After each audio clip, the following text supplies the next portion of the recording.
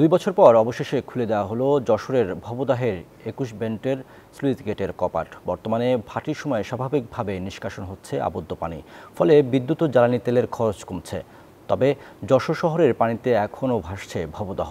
বুলবুল শহীদ খান হিমেলের তথ্যচিত্রে দেখুন desk report.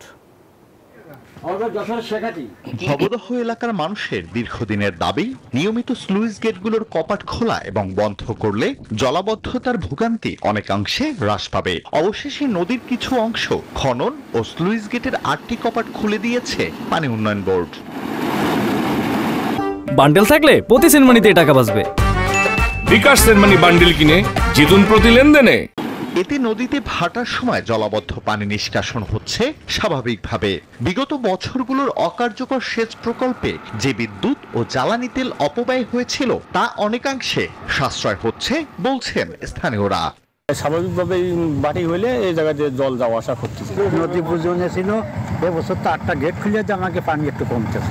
নদী খনন করে গেট ছাড়িয়ে দে সব কটা, তাহলে আমাকে এই যত অঞ্চল আছে কোনো অঞ্চলে পানিবদ্ধতা আমরা থাকবো না। বিগত বছরগুলোতে ভবদহের সমস্যার জন্য যশোর 5 আসনের সাবেক সংসদ সদস্য ও স্থানীয় সরকার প্রতিমন্ত্রী স্বপন ভট্টাচার্যকে দায়ী করছেন ভবদহবাসী। বগুড়া দিয়ে ডেলিভারি হয়ে নিচে চলে যেত, কিন্তু ওই জায়গায় পলিয়ে এসে পড়িয়ে নদীর তলদেশ উঁচু হয়ে গেছে। বাজেট করা হয়, কাজ সীমিত করে টাকা মেরে খায়, এর জন্য জলাবদ্ধতা বেশি। এদিকে এবছর বেশি বৃষ্টিতে উজান থেকে আসা শহরের পানি ভবদহে আবদ্ধ হয়ে আছে।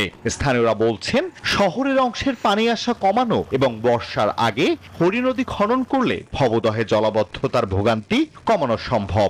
বিবেচনা আপনার যে ভবদার সমস্যা খুব কম, তাই প্রতি বছর এই জায়গায় পানি হয়, যেটা অনেক সমস্যা হয়। অনেক জল তো, প্রত্যেকদিন স্কুলে যেতাম আমাদের সমস্যা হয়। সেনাবাহিনী খুব শিগগিরই নদী খননের কাজ শুরু করবে বলছে পানি উন্নয়ন বোর্ড। মাঝখানে আপনার সেনাবাহিনীর প্রতিনিধিরা আসছিলেন, ওনারাও সাইড দিকে গেছেন। ওনারা আমাকে যেটা বলছেন মৌখিকভাবে যে আগামী মাসের শেষের দিকে ওনারা মাঠ পর্যায়ে ভৌত কাজ বাস্তবায়ন শুরু করবে। দুর্নীতিমুক্ত প্রকল্প গ্রহণ করলে যশোরের দুঃখ, ভবদহের ভোগান্তি লাঘব কঠিন কিছু নয় বলছেন সুধীজনরা। Desk report, news 24।